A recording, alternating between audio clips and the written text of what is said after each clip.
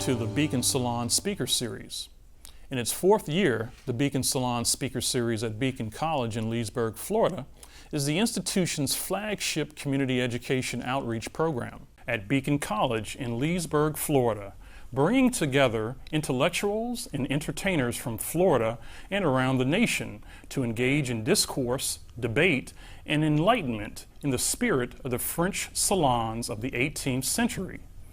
Beacon College is America's first accredited college or university dedicated to educating students primarily with learning disabilities, ADHD, and other learning differences.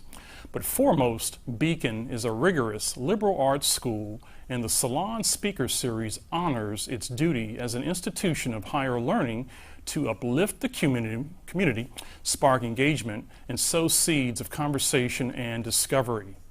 In this installment of the Beacon Salon Speaker Series, you'll discover the finer points of editorial cartooning.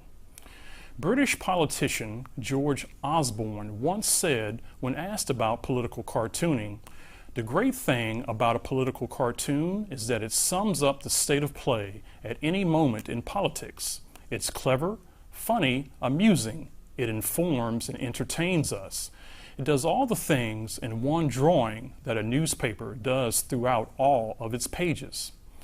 We'll learn more about the power of one picture, or in this case, a cartoon, to cut to the chase from our featured speaker, Glenn Marty Stein.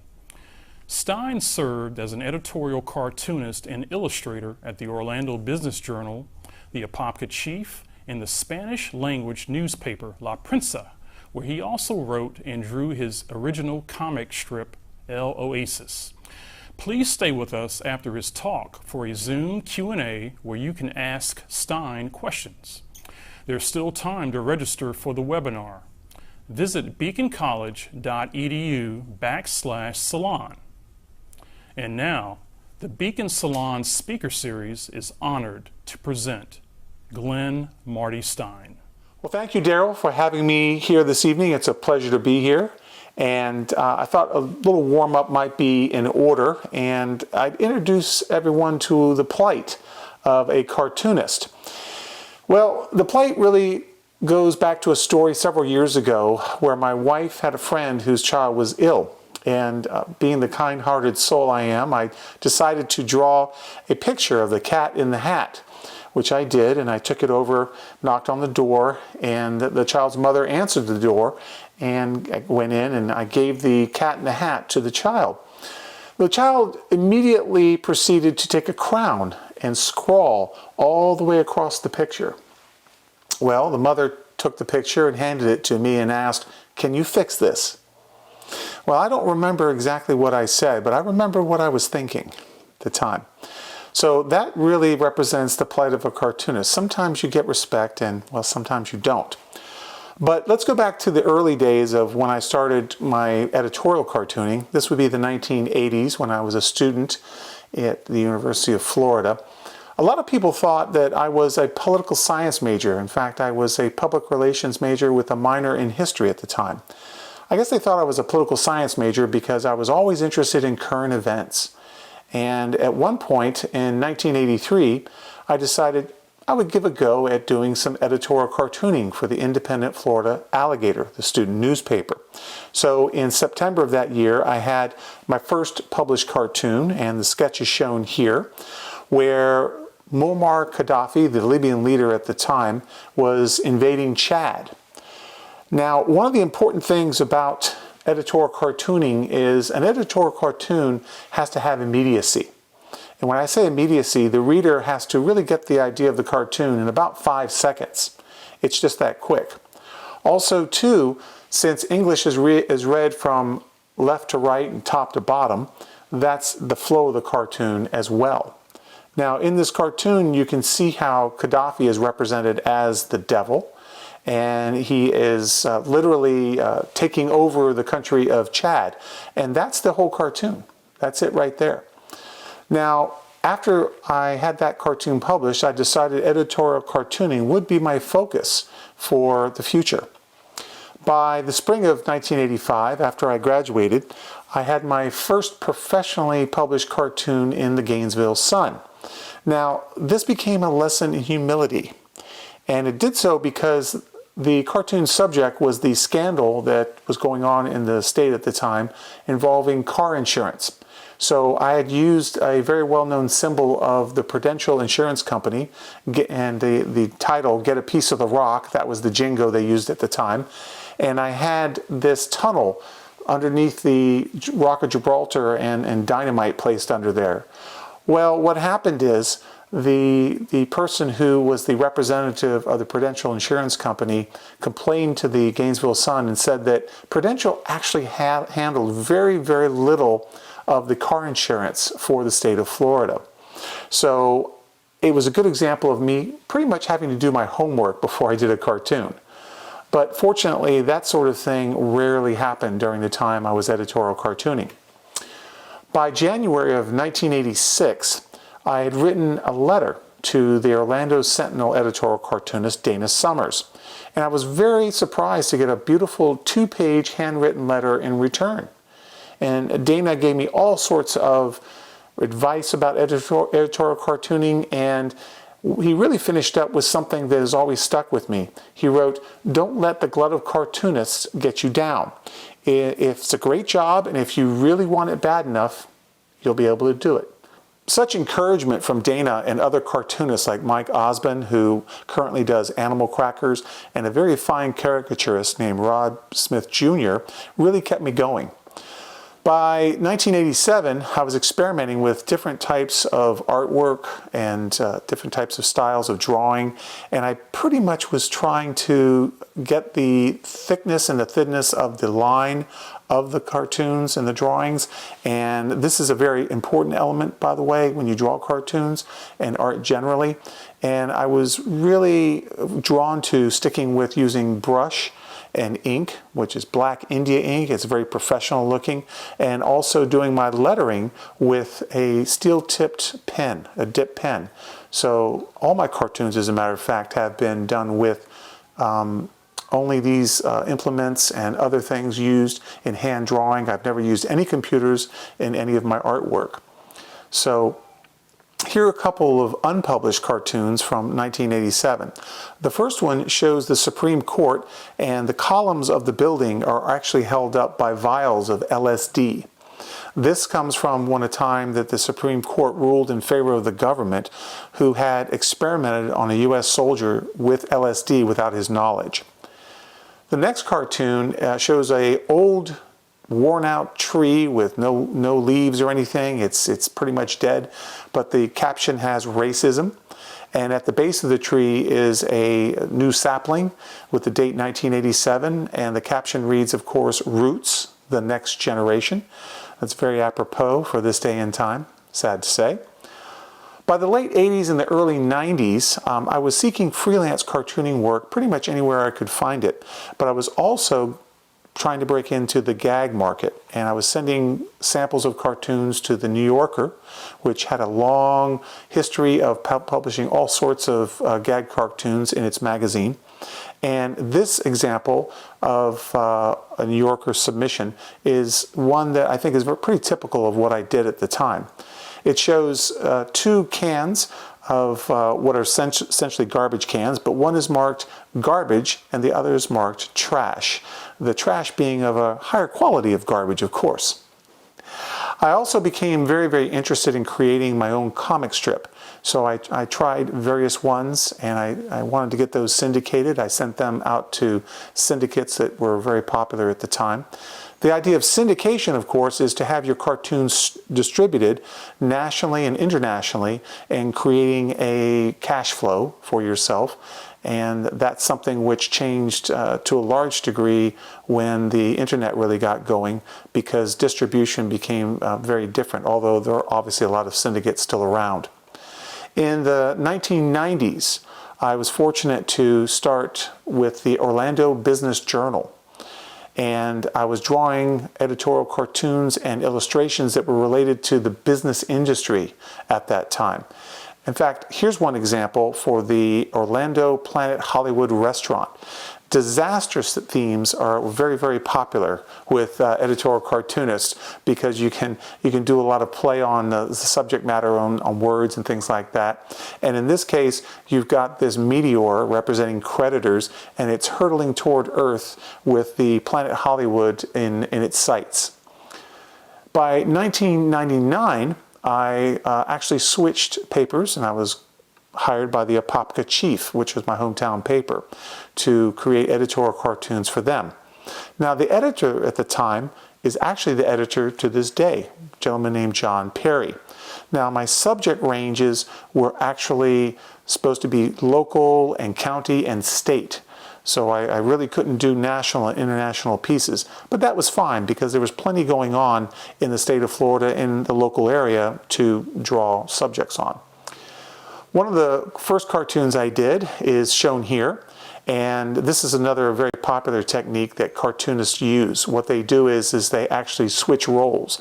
And as you can see, you've got a posse, a group of men on horses chasing a stagecoach. And the stagecoach is driven by an Indian. And there's an Indian with a bow at the top, and he's looking at the viewer, and he's saying, "Say, what's wrong with this picture?" So what was happening, of course, is the state of Florida was after the Indian casinos, because they wanted a piece of the action from the Indian casinos, and there was a big legal fight over that. The next cartoon that I did also had a state focus, and it was a pledge bill. And what I did for that is I put the flag that was raised on the moon in the picture, and I had a couple of aliens on the moon, and one saying to the other, "Oh, stop arguing and just say the pledge." So that was something that was going on at the time, and was a very, very hot topic, whether the Pledge of Allegiance should actually be required by people who were in school, for example.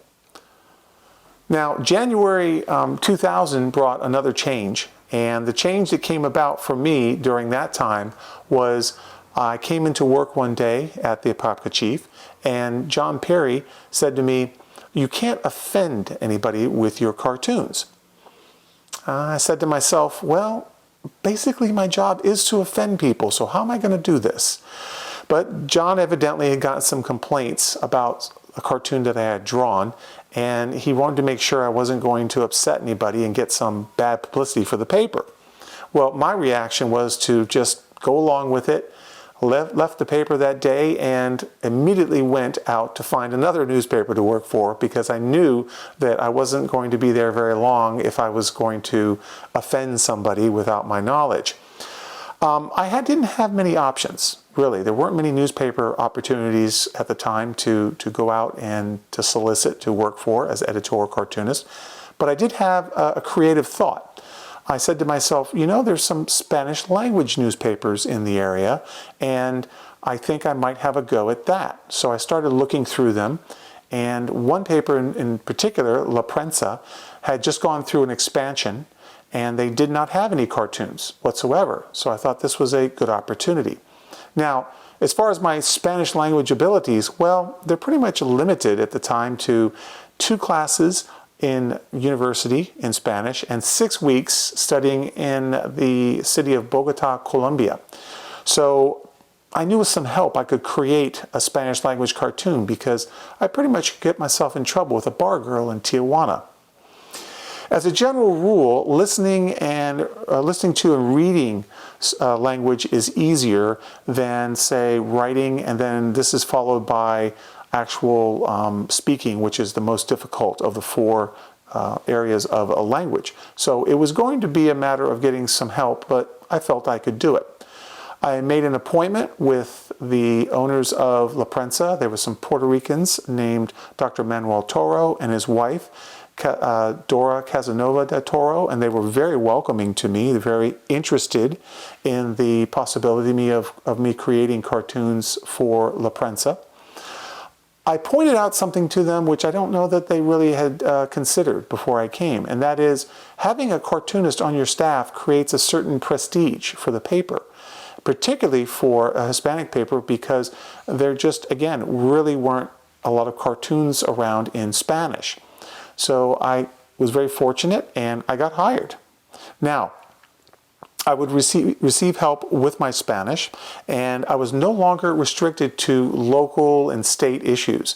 I could do pretty much anything I wanted, whether it was Hispanic related or not, whether it was local, state, international, and this really made me happy because I felt I really had a lot of freedom to explore a lot of areas of current events that were going on through my cartoons. One of the never-ending topics is shown here, and that is immigration with our southern neighbor. You have the progress of immigration with two gentlemen at the starting point of a race, and they are in cement galoshes. Basically, you have the United States and Mexico. So that's the starting line, and you do get the impression that neither of them are going to make very much progress in that area. So one of the things that I questioned myself about when I actually started with the paper, and I discussed this with a news editor, a gentleman named Bienvenido Olivaria, is what should I do about my name? My name is obviously not a Spanish name or Hispanic name. And he simply said, it's your name, use it. So I went with that. I didn't feel like I had to use a pseudonym in order to play to a Hispanic audience. Several months later, there was a new news editor. His name was Ruben Funes, and he was Argentinian. And Ruben had a wonderful grasp of both Spanish and English, and he had a lot of newspaper experience. So I was very fortunate to have him as an editor. And initially, I went into the the newspaper every week, and I actually turned in my cartoon, and I had another one that was edited and ideas that I went over with Ruben, things like this. But later on, this was done by email. Now, one of the things that you would do as a cartoonist is you would do takeoffs on real and fictional historical characters. This is a very common approach in cartooning. Here's one such imitation of Don Quixote fighting the windmill. So you have the Boy Scout of La Mancha, and he's on a horse, and he's going to charge this windmill representing local government giving money to the Boy Scouts. Of course, he's charging with a lance that has a sign draped from it. It says no gays, because at the time the Boy Scouts were not allowing anyone who was gay to be involved with the program. And the horse is looking at the reader and saying, what a shame. Now, back to visiting La Prensa. When I visited La Prensa, oftentimes there was a different receptionist out front. So when I would walk up, she would ask me in English, what can I do for you, sir? And I would tell her in Spanish, I'm the editorial cartoonist. I work here. I'm here to see Ruben Funes, my boss. And it shocked her a bit. And then she'd pick up the phone, make a call, and then tell me to come in. So this happened several times. But I must say that that sort of experience was very uncommon, because I always had a uniform kindness and respect from the people at La Prensa, and I had no issues really with anybody. And in fact, I was invited to a lot of social events of the newspaper as well. Now, with that thought in mind, let me turn to a lighthearted Disney-related cartoon. In the instance of Disney's 100th birth, I did a cartoon with the 7 dwarfs. And in this case, you had the dwarfs lining up, and they're marching along, and the lead dwarf is saying, hi ho, it's off to Madrid we go. Well, the rest of the dwarfs are horrified at this, and the caption reads, with the 100th anniversary of Walt Disney's birth, the Spanish town of Moyacar is intensifying its claim that he was a Spaniard. Now, this is something which you find, unfortunately, these historical inaccuracies appear, and it's a great opportunity to get in there with a cartoon. Also, too, in the lower left hand of the cartoon, you see in Spanish where I've written, with apologies to Snow White. That's another something that cartoonists like to do, is they fit in a little message there to someone who may not be in the image, but is connected in some way to the subject matter. Now, although I had a great reception from Hispanics regarding my work as an editorial cartoonist in Spanish, Unfortunately, it wasn't the same with several Anglos that I knew, because I sometimes received impressions from them about my work for a Spanish language newspaper, and although they were not directly vocal in their objections, the insinuations that they made were plain enough. Things like, I was promoting the language of Spanish over English. This has come up at various times in our state's history, and obviously is a very touchy subject. But for me, language is, well, it's simply a way to communicate. And communication brings about understanding. That was my job, to get people to understand a subject in the cartoon that I was doing. So I needed to be an effective communicator. Then people would ask me sometimes, why don't you do cartoons in English? Well, I've done cartoons in English, I told them, but I work for a Hispanic newspaper, so I have to do cartoons in Spanish. So I think sometimes people really ignored the obvious, and they didn't understand, because I wasn't Hispanic, why I was doing Spanish language cartoons. Also, too, I would explain to them that many Hispanics in the United States speak English just fine, but they prefer Spanish. Also, the fact that Puerto Rico, whose inhabitants are U.S. citizens by birth, Puerto Rico really occupies a very strange niche in the United States history, because it became an American colony over 100 years ago. And for Puerto Ricans, Spanish is their first language, although many of them, if not most all of them, do speak English as well. Many Anglos speak as though Spanish and Hispanic are interchangeable words. This is not the case, because when you're talking about Spanish in this context, it's referring to the language. Hispanic is broadly relating to the culture, people, and the nations, with national links, historical links to Spain, and the countries that used to be at one time part of the Spanish Empire. So there's a difference there. The other thing that was, I should say that I was accused of, so to speak, was that I was pro-Hispanic. Editorial cartooning was my job, and this had everything to do with the way I was raised. When I was growing up, I was pretty much told that when you accept a job, you put 100% in it, and that's what you do. So it didn't matter who I was working for and what language I was using, I needed to do my very best. So oftentimes I dealt with issues, of course, affecting not just Hispanics, but people all over the world. And in that regard, sometimes what I would try to do is bring a topic to attention that was either missed by the media or was very much underrepresented, such as this cartoon about a serial killer in Mexico. What you have is you have a police officer, and he's pulling a cart that has a coffin on it, and the coffin says serial killing, and it has a sign at the back where the actual license plate would go, and it says Juarez. And the police officer is saying, incompetent, we're burying them as fast as I can. What more can you expect?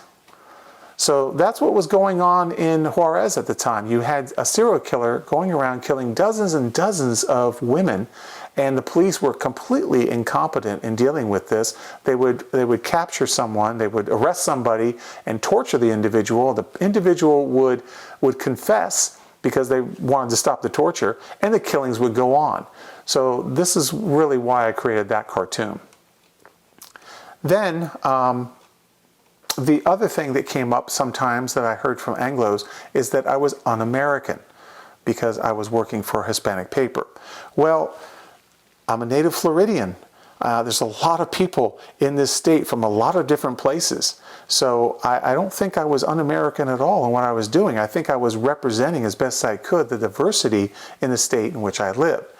And I really wanted to reach out on issues that dealt with national events, such as the 9/11 disaster that occurred, the tragedy. And I did the cartoon several actually years later that was related to the investigation of 9/11, as shown here. And the caption reads, "The Politics of Tragedy, Questions and Accusations," with the question mark representing the 9 and the exclamation points representing the 11. One of the things that I ran across as a cartoonist for a Hispanic paper was no less at the National Cartoonist Society meeting in Boca Raton, Florida in 2001. There was a general business meeting that occurred every year at the National Convention, and I attended this. And it's at this meeting I realized how alone I actually was as an editorial cartoonist for a Hispanic paper. I raised my hand and I stood up and spoke to the entire room, and I introduced myself, and I said, you know, there's a huge segment of the population in the United States that are Hispanics, and I think we're really missing out on reaching these people because there is a lack of cartoons in Spanish. Well, the response, well, it was silence. Silence. Nobody had a single word to say. Yes, I knew I was alone as an editorial cartoonist in Spanish. Language is complicated. Language issues weren't just confined to Anglos thinking whatever they thought about Spanish. Spanish language is different in every Hispanic country in Latin America.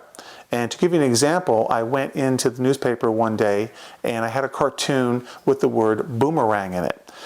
Well, Ruben looked at that and he said, we can't use this. I said, why?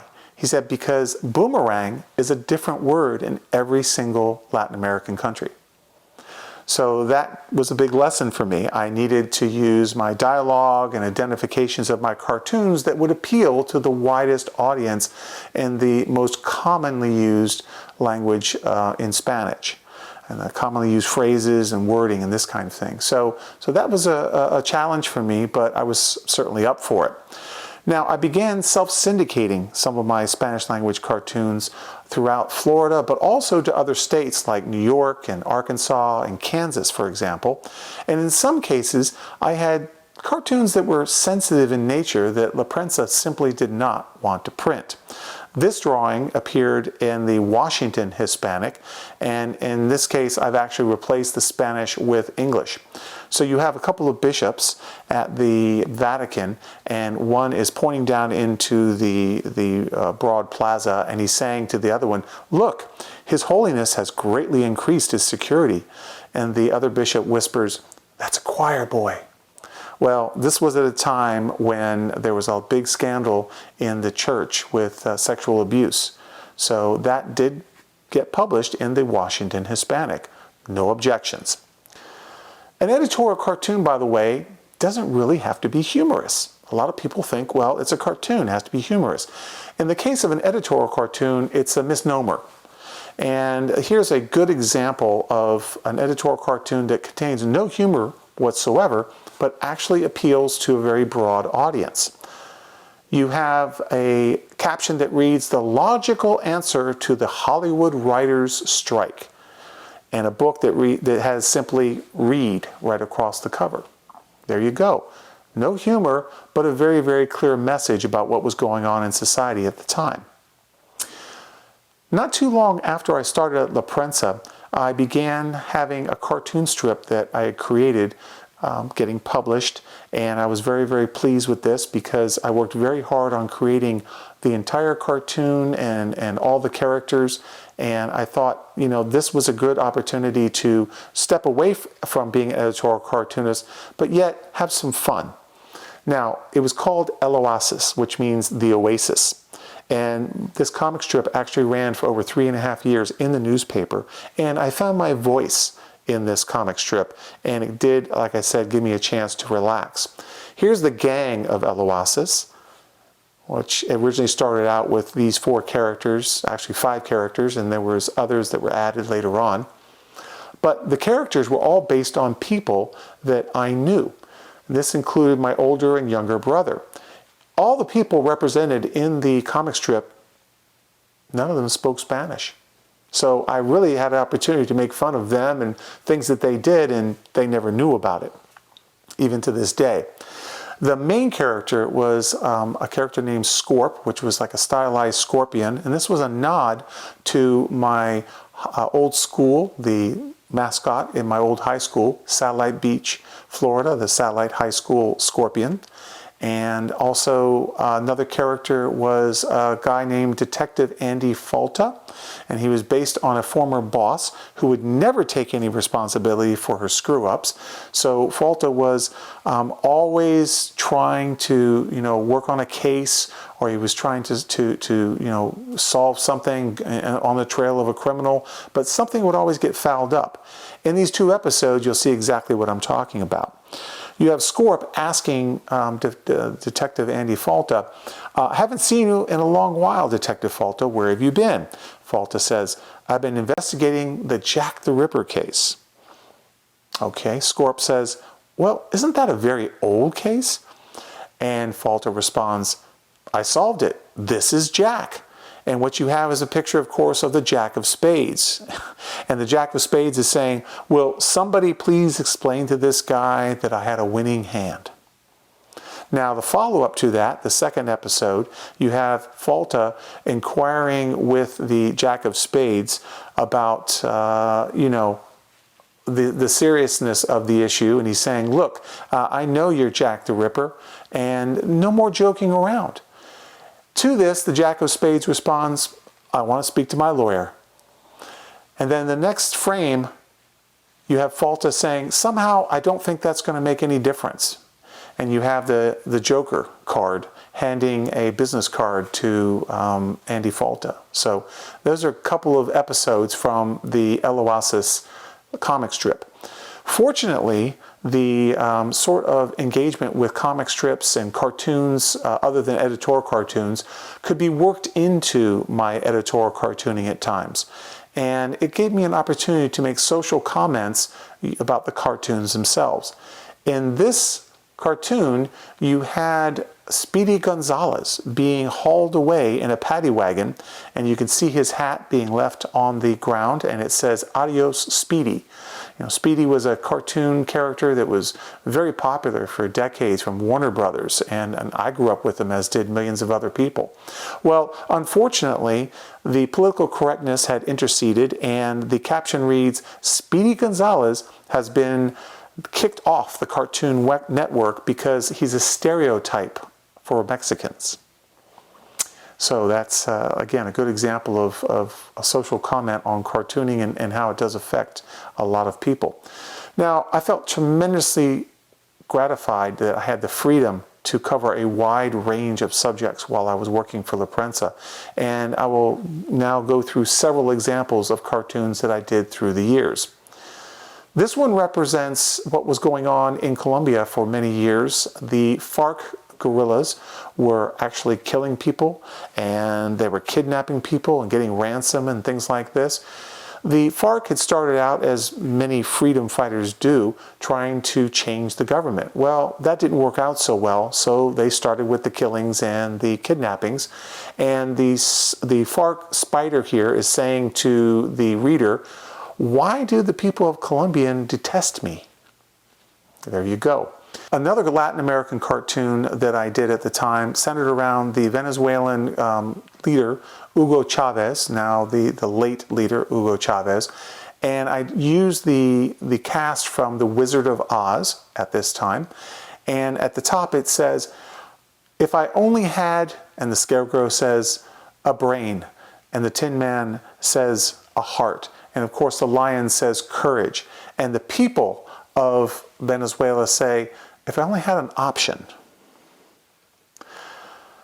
Unfortunately, there are some pretty tragic circumstances that get dealt with in editorial cartooning, and one of them is the situation that existed in Mexico at the time, and there were a lot of Mexican miners who were losing their lives because of very, very dangerous conditions in mines.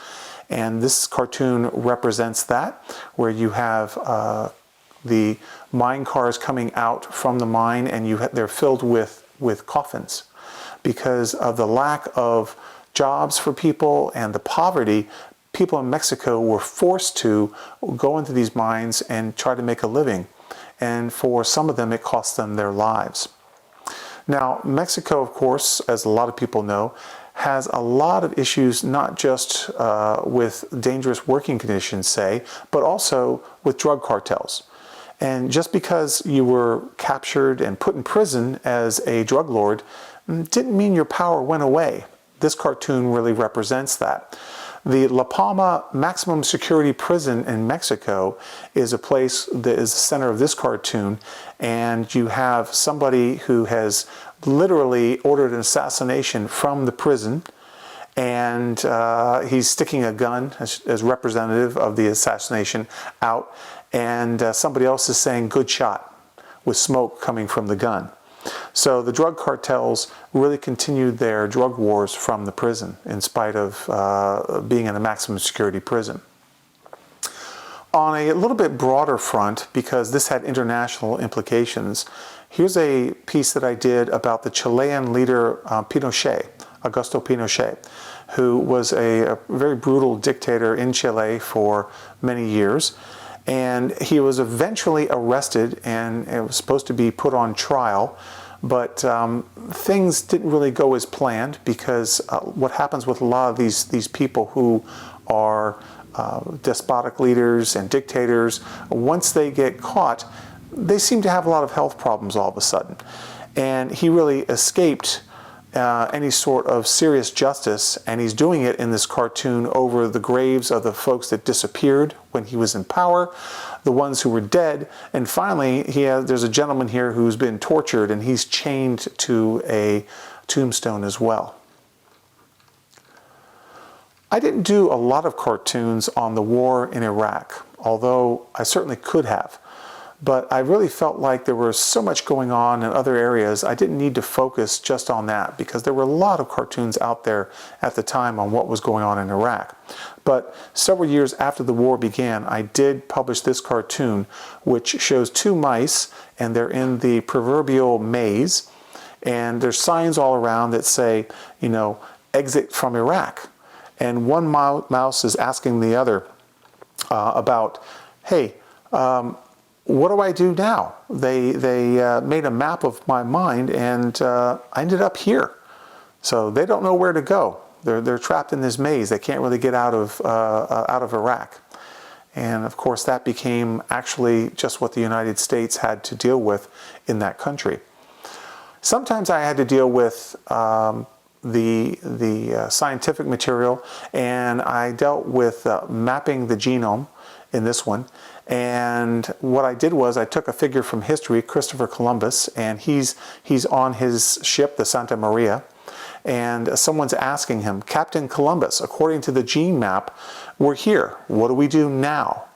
Well, of course, the ship is going down this precipice, this huge waterfall, and at the bottom it says commercialism or mercantilism. So the finding the map of the gene map meant that, okay, now it's going to be time to exploit it commercially.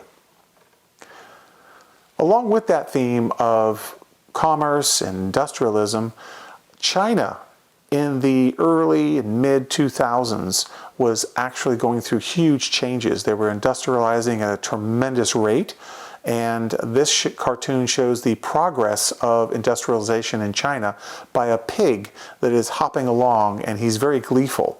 Well, he's hopping along over what is very much a ruined environment and ruined health, because the Chinese didn't take into account, at least initially, the severe effects of industrialization on the environment and on the health of their population.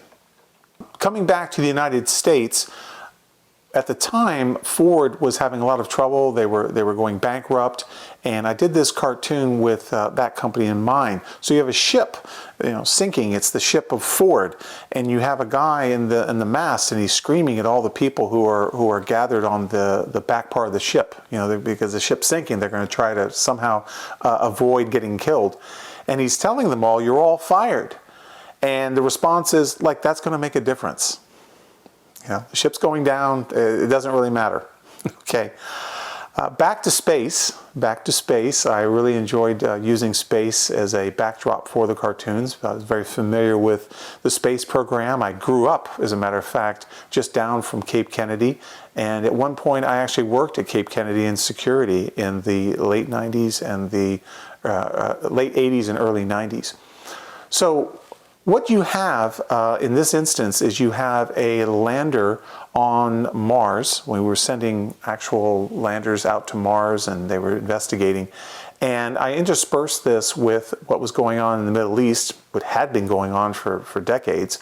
So you have the Explorer, the Mars Explorer, and is sending a message back showing two graves. And one grave says Jew and the other grave says Palestinian. And the caption reads, "After countless years of hope, still no signs of life. Not on Mars and not on Earth in the Middle East."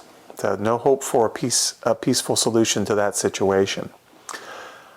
This is another example of what I did regarding the Iraq War, and it dealt with the military tribunals that were a result of the Iraq War.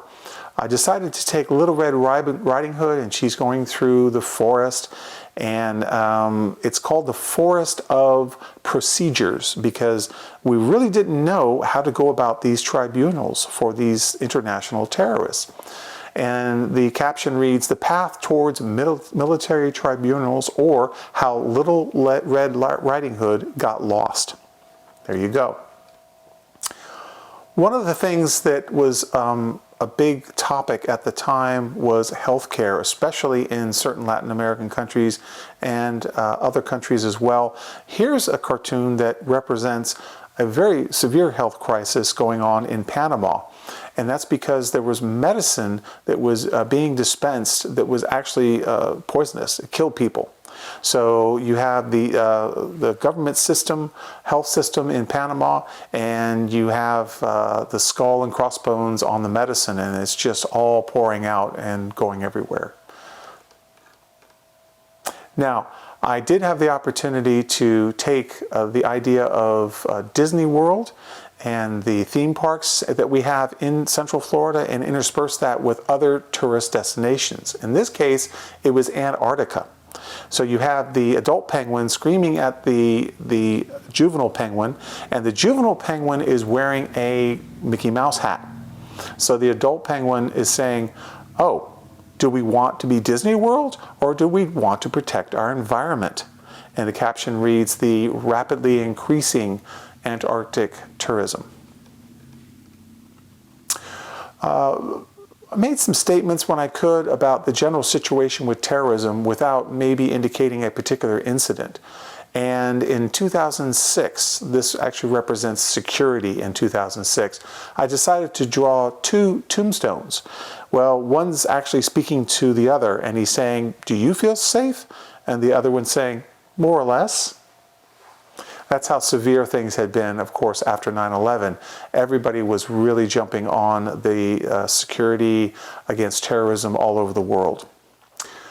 A cartoon that I felt was very timely because it dealt with a subject which people very dear to their hearts was Social Security.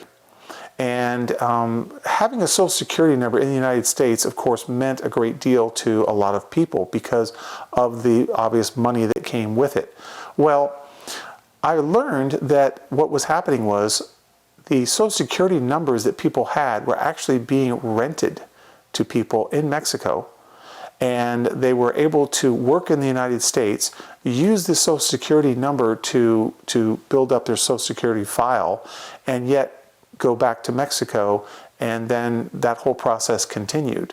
So that was something which I indicated in this cartoon, which it says somewhere in Mexico, Social Security numbers for rent. And the sign at the bottom says the US. That's the way to go to the US. So they eventually caught on to this, of course. I don't know how long it had been going on, but it was a very, very popular thing to do to scam the Social Security system.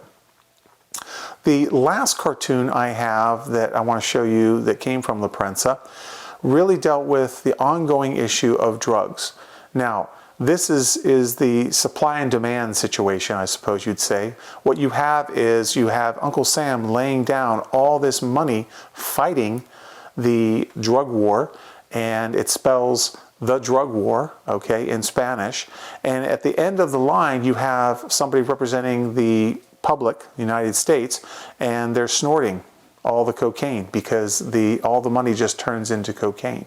So it's this constant battle to fight against drugs while people in the United States are consuming the drugs as well. By January in 2006, I had a situation I had to deal with at Prensa because the newspaper was no longer privately owned. It was bought out by Impremedia in New York, and Impremedia was buying newspapers, Spanish language newspapers, and they were buying radio stations all across the country. So twice in the 2.5 years that followed, I was asked to sign an agreement, a freelance agreement or a license agreement by Impremedia. Well, I didn't want to do this, of course, because this agreement really did not give me any benefits whatsoever. It gave all the rights to my cartoons in Spanish and English and my name in perpetuity, that meant forever, to Impremedia. So there's no way I was going to do this, and I turned them down twice. Well, eventually, they caught up with me, I suppose you could say, by August 2008, and they informed me by email that my services were no longer required. Well, I took offense that I got laid off by email, and I called my editor and I asked Ruben why I didn't at least have an attachment that was a going away party. He appreciated the humor and he wished me good luck, but no longer was I going to be creating cartoons for Prensa. Now, losing the cartoon job at Prensa was really one of many shipwrecks in the turbulent sea of editorial cartooning at the time. The American Association of Editorial Cartoonists had come out in March of 2009, and they indicated that nearly a dozen cartoonists had taken buyouts, they had gotten laid off, or they otherwise had lost their longtime positions. So editorial cartooning was not looking good for my future. In addition, I had begun focusing more and more on my research in Arctic and Antarctic exploration and maritime research, and I was doing a lot more writing, and I really wanted to lay the groundwork by doing this for long-term projects. So I tightened the cap on my ink bottle and I scrubbed my pen and brush, and I said goodbye to cartooning for the last time. Fortunately, I felt like my cartoons had a life after my leaving Prensa, and collections of my cartoons are held by the Library of Congress, the Ohio State University, the University of South Florida, and the Cartoon Museum in San Francisco. But the majority of my work is actually in the archives at the University of Central Florida. Well, that's not quite the end of the story, especially for this native Floridian. With the very week that my collection of cartoons in Spanish were accepted at the Library of Congress was in April 2013, and this marked the 500th anniversary of the Spanish explorer Juan Ponce de Leon landing on the east coast of Florida. So this was the first recorded landing of a European in the continental United States. So I felt it was very appropriate for my cartoons to actually be deposited in these various institutions, but also for this occurrence to be the 500th anniversary of Ponce de Leon landing in Florida. Well, once again, Daryl, thank you for having me, and I look forward to questions from the audience. I'm going to thank our lecturer, Marty Stein, for coming in to see us this evening. Thank you so much. Wonderful. And I want to thank you all for watching the latest installment of the Beacon Salon Speaker Series. We will not, unfortunately, be coming to you in November. We had scheduled a concert with the Flying Horse Jazz Band of the University of Central Florida, but we decided that a jazz concert, because of the energy, just wouldn't translate well to television. So we're going to postpone that concert and hopefully be able to do it live sometime in the spring. But we will be back again in December, on December 3rd, in fact, with Elizabeth Yoko, who will be presenting a lecture on ethics that is based on the Golden Girls. So that should be very interesting. So we'll be promoting that on our social media, so be looking for more information about that particular broadcast. Meanwhile, I want to thank Ron Red, who's behind the board and who's the giver of the questions tonight, and I also want to thank Lakefront TV's crew for for doing an excellent job with this presentation.